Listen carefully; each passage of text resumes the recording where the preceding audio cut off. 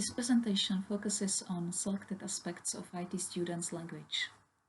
IT students are a specific discourse community whose oral communication in ESP predominates at all levels of their university studies and future workplace activities in the multinational IT sector. Since IT students' pragmatic competence in performing communicative functions is essential for their effective communication in an academic settings and a global work environment, it is important to investigate this aspect of their language systematically and carefully. For this reason, this presentation deals with modification of the illocutionary force by IT students in in-class debates. In ESP language teaching and learning context, in-class debating is consistent with a learner-centered approach, since it encourages authentic interaction between learners as active agents who share their own knowledge, experience, skills, and ideas.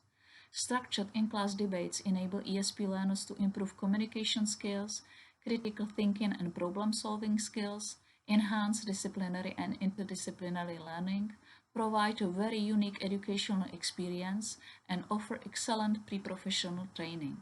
Besides, in-class debates are based on learners' spontaneous communication and immediate responses, so they seem to be a suitable instrument for eliciting samples of learner language. The illocutionary force can be either increased or reduced. Both accentuation and attenuation of the illocutionary force reflect the degree of the speaker's commitment to the content of the message and their relationship with members of a discourse community. Communicative strategies used for increasing or reducing the illocutionary force are boosting and hedging. Through boosting, the meaning becomes reinforced, underlined, exaggerate, and explicit, while through hedging it becomes subdued, indirect, and implicit. Boosters and hedges are considered as complementary devices, so their role in argumentative discussions is to maintain stability between conflicting objectives. This slide shows the studies by Miller, Ilquin, Eimer, and Weiss, who focused on an analysis of selected discourse markers such as well, you know, so, and like.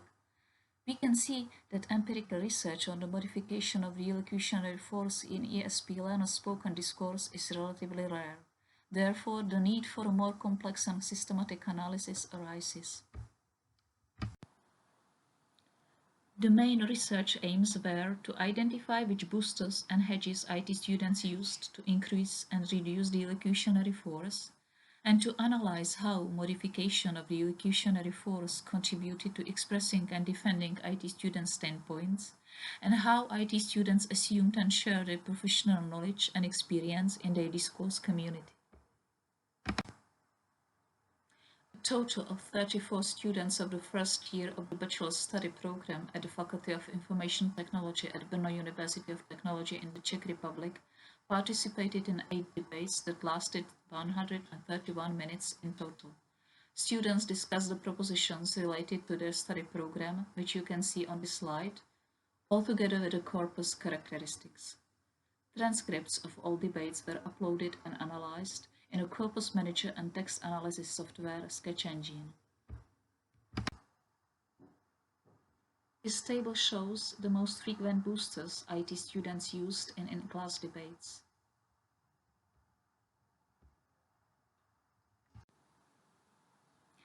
As the table on the previous slide demonstrated, the most frequent booster was will.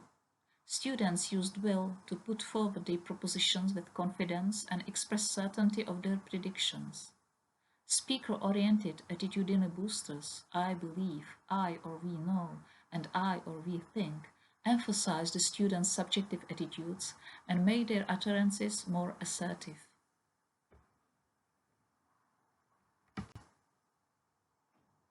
Assurances such as actually, definitely, and sure belong to highly assertive speaker-oriented boosters that reflect students' certainty and conviction.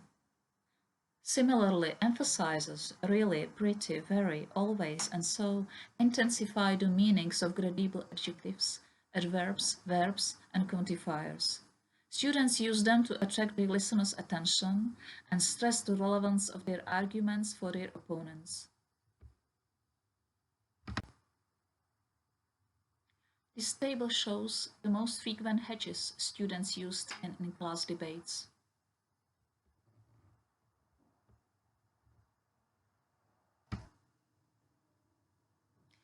Now, let me discuss the students' use of hedges and the functions they perform in the debates.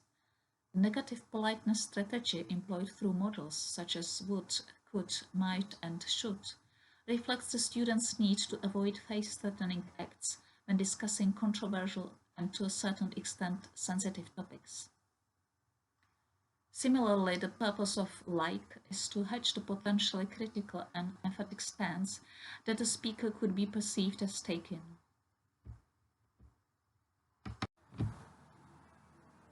The use of possible, possibly, and probably demonstrates the students' need to signal the lack of relevant information when making their judgments. These hedges also demonstrate the students' doubt and respect for the opposing team's views and indicate that information is presented as an opinion rather than an officially recognized fact. The speaker-oriented hedge I mean functions as a conversational gambit, opening a new topic or suggesting a new viewpoint. This slide shows illustrative examples with context-sensitive markers that can have different functions in different contexts. Just as a booster occurred in collocations with attenuating markers such as might or a bit, while just as a hedge occurred in requests and it reflects negative politeness. Another context-sensitive marker was I think. The first example illustrates I think as a deliberative booster in the initial position with level stress to add weight to the statement and express certainty and reassurance. I think as a tentative hedge occurred more frequently in the corpus. The example here illustrates the occurrence of I think in the final position, pronounced with falling intonation, which expresses uncertainty and tentativeness and acts as a softener or negative politeness marker, expressing primarily affective meaning. To conclude, I would like to point out that IT students as a specific discourse community are a very complex group encompassing many specializations whose goals may vary with the rapid development in their field.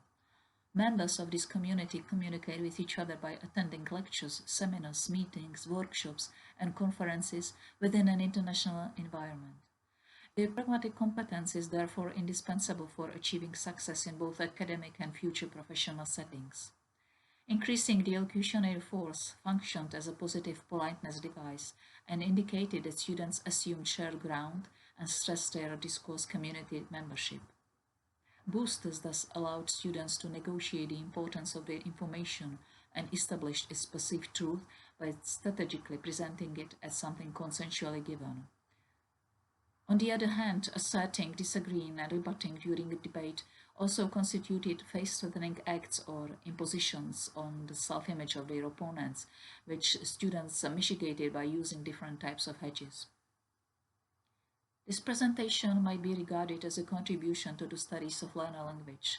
Its results show that focusing on meta-discourse markers is a crucial aspect of ESP learning and teaching and shouldn't be neglected, and that research on learner spoken language might provide interesting and valuable insights for ESP teachers.